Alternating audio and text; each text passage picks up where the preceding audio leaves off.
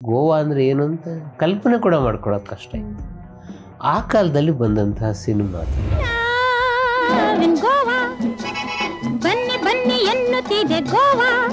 ಗೋವಾವನ್ನು ಕನ್ನಡಿಗರು ಕಣ್ಣು ತುಂಬಿಸ್ಕೊಂಡಂಥ ಸಿನಿಮಾ ನೋಡಿ. ನೀವು ಬಹಳ 68ನೇ ಇಸ್ವಿನಲ್ಲಿ ಬ್ರಹ್ಮೋಸ್ ಕಾನ್ಸೆಪ್ಟನ್ನು 68ನೇ ಇಸ್ವಿ ಸಿನಿಮಾದಲ್ಲಿ ತಂದಿದ್ರು. ಯಾವತ್ತಿದ್ರು ನಿನ್ನ ಹಾಗೆ ತೀರ್ಸ್ಕೋತೀಯ ಅಂತ ನನಗೆ ಗೊತ್ತಿತ್ತು.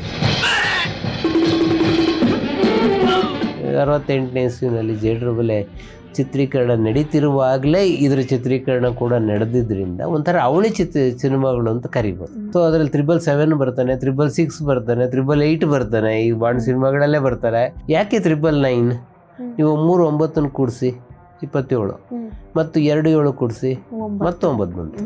ಸೊ ಈ 9 ಅನ್ನೋದು ರಾಜ್ಕುಮಾರ್ ಪ್ರಕಾರ ಪರಿಪೂರ್ಣ ಸಂಖ್ಯೆ. ಲಕ್ಷ್ಮಿ ಚಿತ್ರರಂಗಕ್ಕೆ ಬರೋದು ತಂದೆಗೆ ಇಷ್ಟ ಇರಲಿಲ್ಲ. 14 ವರ್ಷ ಈ ಸಿನಿಮಾ ಮಾಡಿದಾಗ ಬಹುಶಃ ಲಕ್ಷ್ಮಿ ಅದಕ್ಕೆ ತುಂಬಾ ಚೆನ್ನಾಗಿ ಹೊಂದ್ಕೊಳ್ಳೋದು. ನೀವು ಮೋಟರ್ ಬೈಕ್ ನಲ್ಲಿ ಯಾಕೆ ಬರ್ಬಾರ್ದೇನು? ಬರಬಹುದು. ಅಣ್ಣ ಅವರು ನೀನು ಆ್ಯಕ್ಟ್ ಮಾಡಮ್ಮ, ನೀನು ಅದಕ್ಕೆ ನೋಡ್ಕೊಂಡು ನಾನು ಆ್ಯಕ್ಟ್ ಮಾಡ್ತೀನಿ, ಹಿಂಗೆ ಮಾಡಿದ್ರಿಂದ ನಾವೆಲ್ಲ ಇವತ್ತು ಇದಕ್ಕೆ ಬಂದ್ವಿ ಅನ್ನೋದು ಲಕ್ಷ್ಮಿ ನನ್ನ ಸಂದರ್ಶನದಲ್ಲಿ ಹೇಳಿದ ಮಾತಿದೆ. ನನ್ನ ಹೆಸರು ವೀಣಾ, ನಿಮ್ಮ ಹೆಸರು? ಪ್ರಕಾಶ್. ಯಾವ ಊರು? ಚಿಕ್ಕಮಗಳೂರು. ಇದಕ್ಕೆ ಒಂದು ಟೆಸ್ಟಿಂಗೆ ಮಲ್ಕೊಂಡು ಎದ್ಬಿಟ್ಟು ಆರೆಂಜ್ ಗೋಪಾಲ್ ಕರ್ಬಿಟ್ಟು ತಮ್ಮ ಒಂದು ಹಾಡು ಬರೀಗೆ ನಮಗೆ ಟ್ಯೂನ್ ಸಿಕ್ಕಿದ್ರು. ಅಲಯ ಹಾಡೆಲ್ಲ ಮುಗಿದೋಗಿ ರೆಕಾರ್ಡಿಂಗ್ ಆಗ್ತಾ ಇದೆ, ಶೂಟಿಂಗೇ ಮುಗಿದು ಹೋಗ್ತಾ ಇದೆ. ಹಾಡು ತಗೊಂಡು ಏನು ಮಾಡ್ತೇ ಇವಾಗ ನೀನು ಅಂತ.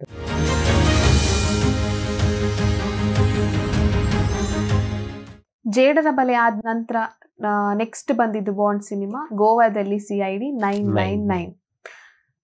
ಇದು ಕೂಡ ಒಂದು ಬಾಂಡ್ ಸಿನಿಮಾ. ಇದನ್ನ ನಿರ್ದೇಶಿಸಿದ್ದು ಕೂಡ ದೊರೆ ಭಗವಾನ್ ಅವರೇ. ನೀವು ಆವಾಗಲೇ ಹೇಳಿದ್ರಿ 4 ಕೂಡ ಅವರೇ ಅಂತ. ಇದರಲ್ಲಿ ಜೂಲಿ ಲಕ್ಷ್ಮಿ ಅವರು ಹೀರೋಯಿನ್ ಆಗಿ ಅಭಿನಯಿಸಿದ್ದಾರೆ. ಶ್ರೀಲಂಕಾ ಮೂಲದ ನಟಿ ಸಬೀತಾ ಪೆರೇರಾ ಅವರು ಕೂಡ ಈ ಮೂಲಕವಾಗಿ ಭಾರತ ಚಿತ್ರರಂಗಕ್ಕೆ ಪಾದಾರ್ಪಣೆಯನ್ನ ಮಾಡಿದ್ರು. ಅವಾಗಲೇ ಹೇಳ್ದಾಗೆ GK ವೆಂಕಟೇಶ್ ಅವರ ಸಂಗೀತ ಸಂಯೋಜನೆ ಇತ್ತು. RN ಜಯಗೋಪಾಲ್ ಅವರು ಸಾಹಿತ್ಯವನ್ನ ಬರೆದಂತಹ ಸಿನಿಮಾ ಇದು. ಸರ್, ಈ ಮೂವಿ ಬಗ್ಗೆ ಏನಾದ್ರೂ ನಿಮ್ಗೆ ನೆನಪುಗಳಿದ್ರೆ, ಡಾಕ್ಟರ್ ರಾಜ್ಕುಮಾರ್ ಅವರು ಏನಾದ್ರೂ ಹೇಳಿದ್ದಿದ್ರೆ. ಅದಕ್ಕೂ ಮೊದಲು ಎಲ್ಲದರಲ್ಲಿ ಕೂಡ ಇದರಲ್ಲಿ 999 ಅಂತ ಒಂದು ನಂಬರ್ ಇದೆ ಸರ್. ಆ ನಂಬರ್ ಏನು? ಅದು ಸ್ವಲ್ಪ ಕುತೂಹಲ ಇದೆ, ಏನು ಅಂತ ಹೇಳಿ. ಈ ಬಾಂಡ್ಗಳಿಗೆ ಹೆಸರಿರಲ್ಲ. ಈ ಪತ್ತೆದಾರಿ ಮಾಡುವಾಗ ಅವ್ರಿಗೊಂದು ಕೋಡ್ ಸಂಖ್ಯೆ ಕೊಟ್ಟಿರ್ತಾರೆ. ಸೊ ಅವರು ಯಾರ್ಯಾರು ಮೂಲ ಕೇಂದ್ರದ ಜೊತೆಗೆ ಎಲ್ಲೆಲ್ಲ ಆಪರೇಷನ್ ಮಾಡ್ತಾರೋ ಅಲ್ಲಿ ಈ ಸಂಖ್ಯೆಗಳಿಂದಲೇ ಗುರುತಿಸ್ಕೊಳ್ಳೋದು. ಅವ್ರಿಗೆ ಹೆಸರು ಅಂತ ಇರಲ್ಲ. ಸೊ ಈ 4 ಸಿನಿಮಾದಲ್ಲಿ ಬಾಂಡ್ ಸಂಖ್ಯೆ 999. ಸೊ 4 ಸಿನಿಮಾದಲ್ಲಿ ಪ್ರಕಾಶ್ ರಾಜ್ಕುಮಾರ್ ಹೆಸರು, ಅವರ ಬಾಂಡ್ ಸಂಖ್ಯೆ 999. ಸೊ ಅದರಲ್ಲಿ 777 ಬರ್ತಾನೆ, 666 ಬರ್ತಾನೆ, 888 ಬರ್ತಾನೆ, ಈ ಬಾಂಡ್ ಸಿನಿಮಾಗಳಲ್ಲೇ ಬರ್ತಾರೆ. ಸೊ 666 ಸತ್ ಮೇಲೆ ಆ ಜವಾಬ್ದಾರಿಯನ್ನು 999 ತಗೊಳ್ತಾನೆ. ಹಿಂಗೆ ಹಾಗಾಗಿ ಬಾಂಡ್ ಸಂಖ್ಯೆ ಇದು. ನೀವು ಹಾಲಿವುಡ್ ಸಿನಿಮಾಗಳಲ್ಲಿ ನೋಡಿದ್ರೆ ಹೀಗೆ ಒಂದು ಬಾಂಡ್ ಸಂಖ್ಯೆ ಇರುತ್ತೆ ಅವ್ರಿಗೆ. ಸೊ ಕನ್ನಡದಲ್ಲಿ 999 ಅನ್ನ ಇಟ್ಕೊಂಡಿದ್ರು. ಆಮೇಲೆ ನಿಮ್ಗೊಂದು ಬಹಳ ವಿಶೇಷ ನೀವು ಪ್ರಶ್ನೆ ಕೇಳಿದ್ರಿಂದ ಈ 999 ಅನ್ನ ಆಯ್ಕೆ ಮಾಡಿದ್ರು ರಾಜ್ಕುಮಾರ್. 9 ಅನ್ನೋದು ಇದೆಯಲ್ಲ, 9 ಅನ್ನೋದು ನಿಮಗೆ ನವರಂಧ್ರಗಳು, ನವದ್ವಾರಗಳು. 9 ಅನ್ನೋದು ನಮ್ಮಲ್ಲಿ ಒಂದು ಪರಿಪೂರ್ಣ ಸಂಖ್ಯೆ. ಯಾಕೆ 999? ನೀವು 3 9 ಕೂಡಿಸಿ 27 ಮತ್ತು 2 7 ಕೂಡಿಸಿ ಮತ್ತು 9 ಬಂತು. ಸೊ ಈ 9 ಅನ್ನೋದು ರಾಜ್ಕುಮಾರ್ ಪ್ರಕಾರ ಪರಿಪೂರ್ಣ ಸಂಖ್ಯೆ. ಬಾಂಡ್ ಅನ್ನೋನು ಪರ್ಫೆಕ್ಟ್ ಅನ್ನೋದು ಇದೊಂದು ಆಧ್ಯಾತ್ಮ ಚಿಂತನೆ. ನಮ್ಮಲ್ಲಿ 9 ಅನ್ನೋದು ಒಂದು ಪರಿಪೂರ್ಣ ಸಂಖ್ಯೆ ಅನ್ನೋದನ್ನ ಅಂದ್ರೆ ಮತ್ತೆ ರಾಜ್ಕುಮಾರ್ ಅದನ್ನ ಬಹಳ ದೃಢ ಸಂಖ್ಯೆ ಅಂತ ಅಂದ್ಕೊಡೋ 9. ಹಾಗಾಗಿ ಅವರು 999 ಅನ್ನ ರಾಜ್ಕುಮಾರೇ ಆರಿಸಿದ್ದಿದ್ರು. ಸೊ ಎಲ್ಲ ಸಿನಿಮಾಗಳಲ್ಲೂ ಜೇಡ್ರ ಬಲೆ 68ನೇ ಇಸ್ವಿನಲ್ಲಿ ಜೇಡ್ರ ಬಲೆ ಚಿತ್ರೀಕರಣ ನಡೀತಿರುವಾಗಲೇ ಇದರ ಚಿತ್ರೀಕರಣ ಕೂಡ ನಡೆದಿದ್ರಿಂದ ಒಂಥರ ಅವಳಿ ಸಿನಿಮಾಗಳು ಅಂತ ಕರಿಬೋದು. ಹೌದು, ಒಟ್ಟೊಟ್ಟಿಗೆ ಹೆಚ್ಚು ಕಮ್ಮಿ 2 ಸಿನಿಮಾಗಳು ಬಂದಿದ್ದು. ಸೊ 2 ಸಿನಿಮಾಗಳು ಹೀರೋಯಿನ್ ಬೇರೆ ಬೇರೆ ಅನ್ನೋದು ಬಿಟ್ರೆ, ಕತೆ ಬೇರೆ ಬೇರೆ ಅನ್ನೋದು ಬಿಟ್ರೆ, ಜೂಲಿ ಲಕ್ಷ್ಮಿ ಈ ಸಿನಿಮಾದಲ್ಲಿ ಮೊಟ್ಟ ಮೊದಲು ಕನ್ನಡ ಸಿನಿಮಾಕ್ಕೆ ಬರ್ತಾರೆ. ತುಂಬ ಚಿಕ್ಕ ಹುಡುಗಿ ಜೂಲಿ ಲಕ್ಷ್ಮಿ ಬಂದಾಗ. ಇದಾದ ಮೇಲೆ ಅವರು ಜೂಲಿ ಆಗಿದ್ದು. ಈ ಸಿನಿಮಾಗೆ ಬಂದಾಗ ಇನ್ನು ಜೂಲಿ ಸಿನಿಮಾನೇ ಬಂದಿರಲಿಲ್ಲ. ಆಮೇಲೆ ಅವ್ರು ಜೂಲಿ ಸಿನಿಮಾ ಬಂದರು, ಚಿತ್ತಕಾರಿಯಿಂದ ಬಂದರು, ಹಿಂದಿನ ಜೂಲಿ ಆಯಿತು. 68ರಲ್ಲಿ ಸಿನಿಮಾ ಬಂದರೆ 8 ವರ್ಷ ಬಿಟ್ಟ ಮೇಲೆ 76ರಲ್ಲಿ ನಾನಿನ್ನ ಮರೆಯಲಾರೆ ಮೂಲಕ ಮತ್ತೆ ಲಕ್ಷ್ಮಿ ಕನ್ನಡಕ್ಕೆ ಬಂದರು. ಅದಾದಮೇಲೆ ಕೆಲಾಡಿ ಜೋಡಿನಲ್ಲಿ ಮಾಡಿದ್ರು, ಅಂತ ಮಾಡಿದ್ರು. ಹೀಗೆ ಕನ್ನಡಕ್ಕೆ ಲಕ್ಷ್ಮಿ ಬಹಳ ಮುಖ್ಯವಾದ ನಟಿಯಾಗಿ, ಕನ್ನಡಕ್ಕೆ ಲಕ್ಷ್ಮಿ ಅವ್ರ ಕೊಡುಗೆ ಬಹಳ ದೊಡ್ಡದು. ಲಕ್ಷ್ಮಿ ಅವ್ರ ಸಂದರ್ಶನ ಮಾಡುವಾಗ ನಂಗೊಂದು ಮಾತು ಹೇಳಿದರು ಅವರು. ಗೋವಾದಲ್ಲಿ CID 999 ನಾನು ಏನು ಕಲಿತೆ ಅಂದರೆ, ರಾಜ್ಕುಮಾರ್ ಅವನು ಬಹಳ ದೊಡ್ಡ ಕನ್ನಡಿ ರಾಜ್ಕುಮಾರ್, ಅದರಲ್ಲಿ ನನ್ನನ್ನು ನಾನು ನೋಡಿಕೊಂಡೆ. ನಾವೆಲ್ಲ ಹೊಸಬರು ಸಿನಿಮಾಕ್ಕೆ ಬಂದಾಗ ಅವ್ರು ಹೇಳೋರು ಬಂದ್ಬಿಟ್ಟು, ನೋಡಮ್ಮ ಇದರ ಸನ್ನಿವೇಶ ಇದು, ಹಿಂಗೆ ಹೀರೋಯಿನ್ ಹಿಂಗೆ ಬರ್ತಾಳೆ, ಹೀರೋಯಿನ್ ಬಾಂಡ್ ಇಲ್ಲಿ ಹೋಗ್ತಾನೆ, ನೀನು ಏನು ಮಾಡ್ತೀಯ ನೋಡು, ತೋರಿಸು ಒಂದ್ಸಲ, ನಾನು ಅದಕ್ಕೆ ಸರಿಯಾಗಿ ಆ್ಯಕ್ಟ್ ಮಾಡ್ತೇನೆ. ಸೊ ನಾರ್ಮಲಿ ಬಹಳ ದೊಡ್ಡ ಕಲಾವಿದರು ನಾನು ಆ್ಯಕ್ಟ್ ಮಾಡ್ತೀನಿ, ಅದಕ್ಕೆ ನೀನು ಹಿಂಗೆ ರಿಯಾಕ್ಟ್ ಮಾಡು ಅಂತ ಹೇಳ್ತಾರೆ.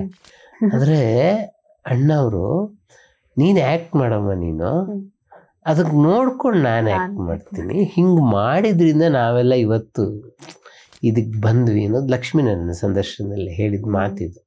ನಂಗೆ ಈ ಸಿನಿಮಾ ಆ ಕಾರಣಕ್ಕೆ ಬಹಳ ಮುಖ್ಯ ಅಂತ ಅನಿಸುತ್ತೆ. ಆ ಕಾರಣಕ್ಕೆ ಅವರಿಗೆ ಅಂದರೆ ತಮಿಳ್ನಾಡಿಂದ ಬಂದಿದ್ದಲ್ಲ? ತಮಿಳ್ನಾಡಿಂದ. ಅವ್ರ ತಂದೆ ಕನ್ನಡದ ಮೊದಲ ವಾಕ್ಚಿತ್ರ ಸತಿಸುಲೋಚನ ನಿರ್ದೇಶಕರು YV ರಾವ್ ಅವರು. ತಂದೆಗೆ ಇಷ್ಟ ಇರಲಿ ಲಕ್ಷ್ಮಿ ಚಿತ್ರರಂಗಕ್ಕೆ ಬರೋದು, ತಂದೆಗೆ ಇಷ್ಟ ಇರಲಿ. 14 ವರ್ಷ ಈ ಸಿನಿಮಾ ಮಾಡಿದಾಗ. ಸೊ ಅದಾದ ಮೇಲೆ ಭಗವಾನ್ ಅವರು ನೋಡಿ ಒತ್ತಾಯಿಸಿ, ಇಲ್ಲ ಚೆನ್ನಾಗಿದ್ದಾಳೆ ಹುಡುಗಿ ಅಂತೇಳಿ ಮಾಡಿಸಿದ್ರು. ಸಿನಿಮಾ ಅಂದರೂ ಏನು ಅಂತಲೂ ಗೊತ್ತಿಲ್ಲದೆ ಇರೋ ವಯಸ್ಸು. ಅದಾದ ಮೇಲೆ ಅವರು ಜೂಲಿ ಗಿಲಿ ಎಲ್ಲ ಮಾಡಿದಂಥ ಸಿನಿಮಾ, ಅದೊಂಥರ ಬಾಂಡ್ ಸಿನಿಮಾಕ್ಕೆ. ಈ ಥರದ ಹೀರೋಯಿನ್ ಬೇಕು ಅನ್ನೋದೊಂದು ಕಲ್ಪನೆ ಇತ್ತಲ್ಲ. ಬಹುಶಃ ಲಕ್ಷ್ಮಿ ಅದಕ್ಕೆ ತುಂಬ ಚೆನ್ನಾಗಿ ಹೊಂದ್ಕೊಳ್ಳೋರು ಈ ಸಿನಿಮಾ ಬಂದ ಕಾಲಕ್ಕೆ. ನಂಗೆ ಈ ಸಿನಿಮಾ ಬಗ್ಗೆ ಒಂದು ಬಹಳ ವಿಶೇಷವಾದ ನೆನಪಿದೆ. ಸೊ ನಾನು ನಮ್ಮ ಅಜ್ಜಿ ಮನೆ ಚಿಕ್ಕಜಾಜೂರು ಅಂತೇಳಿ, ಚಿತ್ರದುರ್ಗ ಜಿಲ್ಲೆ. ಚಿಕ್ಕಜಾಜೂರಿನಲ್ಲಿ ಟೂರಿಂಗ್ ಟಾಕೀಸ್, ನಾವೆಲ್ಲ ಮೊದಲ ಸಿನಿಮಾಗಳನ್ನು ನೋಡಿದ್ದು ಟೂರಿಂಗ್ ಟಾಕೀಸಲ್ಲಿ. ಅಲ್ಲೊಂದು ಥಿಯೇಟ್ರ್ ಬಂತ. ಆ ಥಿಯೇಟ್ರ್ ಬಹಳ ದಿನ ನಡೀಲಿಲ್ಲ. ಆ ಥಿಯೇಟ್ರ್ನಲ್ಲಿ ನಾನು ಈ ಸಿನಿಮಾನ ನೋಡಿದ್ದು, ಗೋವಾದಲ್ಲಿ CID 9. ಬಹುಶಃ ನಾನು ಈ ಸಿನಿಮಾ ನೋಡೋದು ಭಾಳ ಚಿಕ್ಕ ಹುಡುಗ, 7-8 ವರ್ಷ ಇರಬೇಕು. ಆ ಥಿಯೇಟ್ರಿನ ವಿಶೇಷ ಏನು ಅಂತಂದರೆ, ಅಲ್ಲಿ ಫೈಟಿಂಗ್ ಆಗಿ 2 ನಿಮಿಷ ಆದಮೇಲೆ ಡಬ್ಬನ್ ಶಬ್ದ ಬರೋದು. ನಿಮಗೆ ಆ ಸಿಚುವೇಶನ್ಗೂ ಡೈಲಾಗಿಗೂ ಮ್ಯಾಚ್ ಆಗ್ತಾ ಇರಲಿಲ್ಲ. ಅದು ಅಲ್ಲಿಯ ಪ್ರಾಬ್ಲಮ್ ಅದು.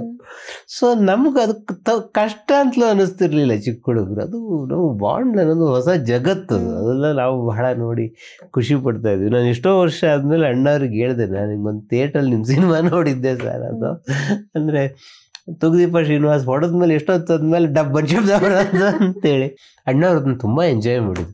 ಇಲ್ಲೆಲ್ಲ ಸಿನಿಮಾ ಹಂಗೂ ನೋಡಬೇಕು ಶ್ರೀಧರ್ ಮೂರ್ತಿಗಳೇ, ಎಲ್ಲ ನಾವು ಹಿಂಗೆ ನೋಡಿದ್ರಲ್ಲ, ಎಲ್ಲ ಥರ ಸಿನಿಮಾ ನೋಡಬೇಕು ಅಂತೇಳಿ. ಸೊ ಇದು GK ವೆಂಕಟೇಶ್ ಮಾಡಿದಂಥದ್ದು. ಏನು ಅಂದರೆ, ಈಗ ನಮಗೆ ವಾಟ್ಸಪ್ ಇದೆ, ರೀಲ್ಸ್ ಇದೆ, ಬೇರೆ ಬೇರೆ ಜಗತ್ತಿದೆ. ಆಮೇಲೆ ಏನಿಲ್ಲ ಅಂದ್ರೂ ದೂರದರ್ಶನ ಕಾಲದಿಂದ ನಮ್ಮ ಕಣ್ಣಿಗೆ ಕಾಣಿಸುತ್ತೆ. ನೀವು ಗೋವಾ ಅಂತಂದರೆ ಹೆಂಗಿದೆ ಗೋವಾ? ಈಗ ನೀವು ಏನಿಲ್ಲ, 2 ನಿಮಿಷ ನೀವು ಹೊಡೆದ್ರೆ 2 ಸೆಕೆಂಡಲ್ಲಿ ಗೋವಾ ಅದ್ರಲ್ಲಿ ಹೋಟ್ಲ್ ಯಾವುದು ಎಲ್ಲ ಬಂದ್ಬಿಡುತ್ತೆ. ಆದರೆ 68ನೇ ಇಸ್ವಿನಲ್ಲಿ ಹಂಗಿರ್ಲಿಲ್ಲ. ಭಾಳ ಜನ ಗೋವಾ ಅಂದರೆ ಏನು ಅಂತ ಕಲ್ಪನೆ ಕೂಡ ಮಾಡ್ಕೊಳ್ಳೋದು ಕಷ್ಟ ಇತ್ತು. ಆ ಕಾಲದಲ್ಲಿ ಬಂದಂತಹ ಸಿನಿಮಾ ಅದು. ಹಾಗಾಗಿ ಗೋವಾವನ್ನು ಕನ್ನಡಿಗರು ಕಣ್ಣು ತುಂಬಿಸ್ಕೊಂಡಂಥ cinema. So love in Goa, ಮಿಂಚಿದು ಈ ಹೆಣ್ಣು, ಬೆಳಿಗ್ಗೆ ಬಾರೋ ಐಕಂಗಳು, ಈ ಥರದ ಹಾಡುಗಳು ಇದರಲ್ಲಿದೆ. ಇದರದ್ದು ಒಂದು ವಿಶೇಷ ಏನು ಅಂತಂದರೆ, ಮೊದಲು 3 ಸಿನಿಮಾದ ವಿಶೇಷ ಇದು. ಬಾಂಡಿಗೆ ಹಾಡಿಲ್ಲ, ಬಾಂಡ್ ಗರ್ಲ್ಗಳಿಗೆ ಹಾಡಿರೋದು.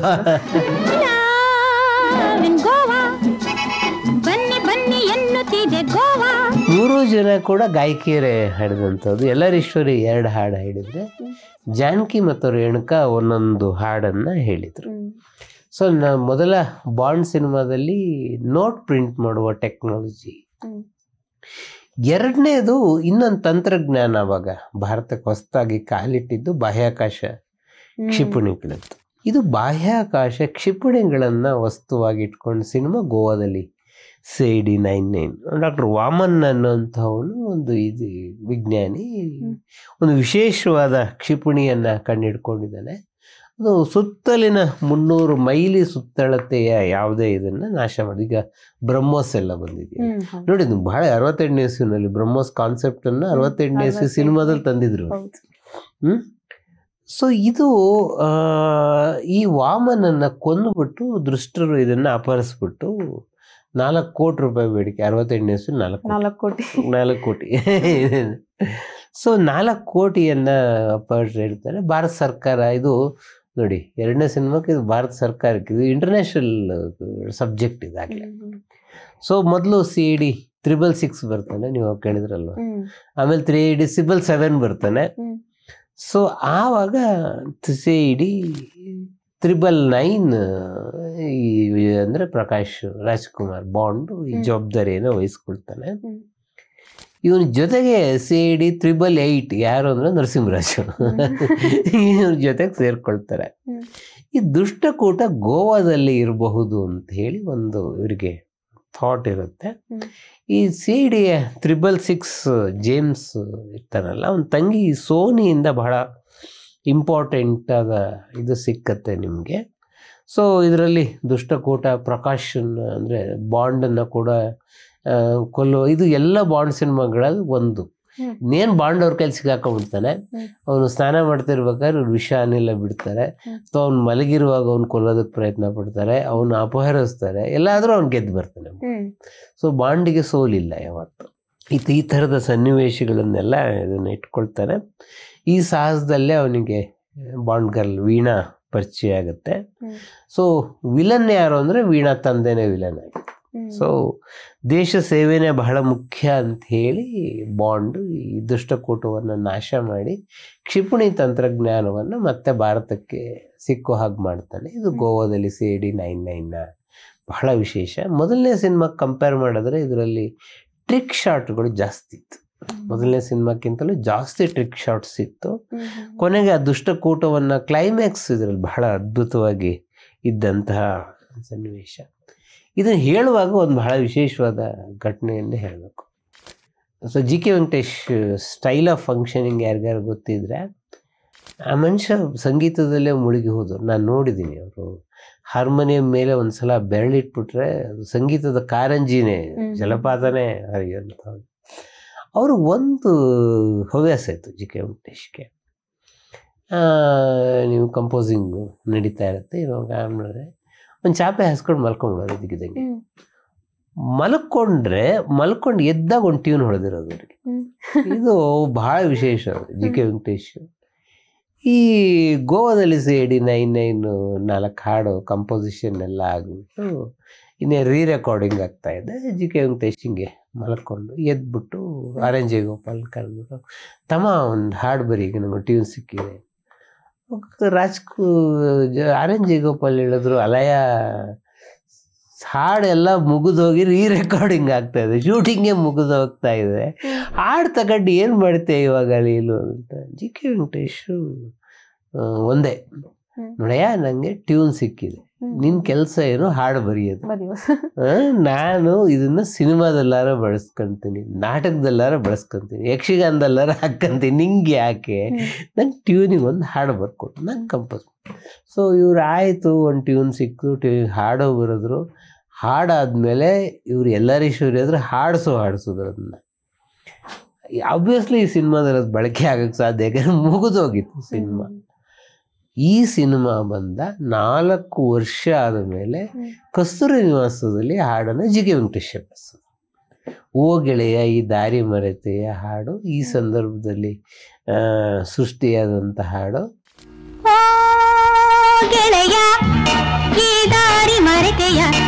ಸೊ ಯಾವುದನ್ನು ಎಲ್ಲಿ ಬಳಸ್ಕೋಬೇಕು ಅನ್ನೋದು ಬಹಳ GK ವೆಂಕಟೇಶಿಗೆ ಚೆನ್ನಾಗಿ ಗೊತ್ತಿತ್ತು. ಬರೆದಿದ್ದ ಹಾಡು 4 ವರ್ಷ ಬಿಟ್ಟ ಮೇಲೆ ಅಲ್ಲಿ ಬಳಸ್ಕೊಂಡು ಅದು ಪಾಪ್ಯುಲರ್ ಆಯಿತು, ಹಾಡು ಪಾಪ್ಯುಲರ್ ಆಯಿತು. ಇದು ಒಂದು style of function GK Venkatesh, ಬಹಳ ವಿಶೇಷವಾದ ಸಂಗತಿ ಅಂತ ಹೇಳ್ಬೋದು.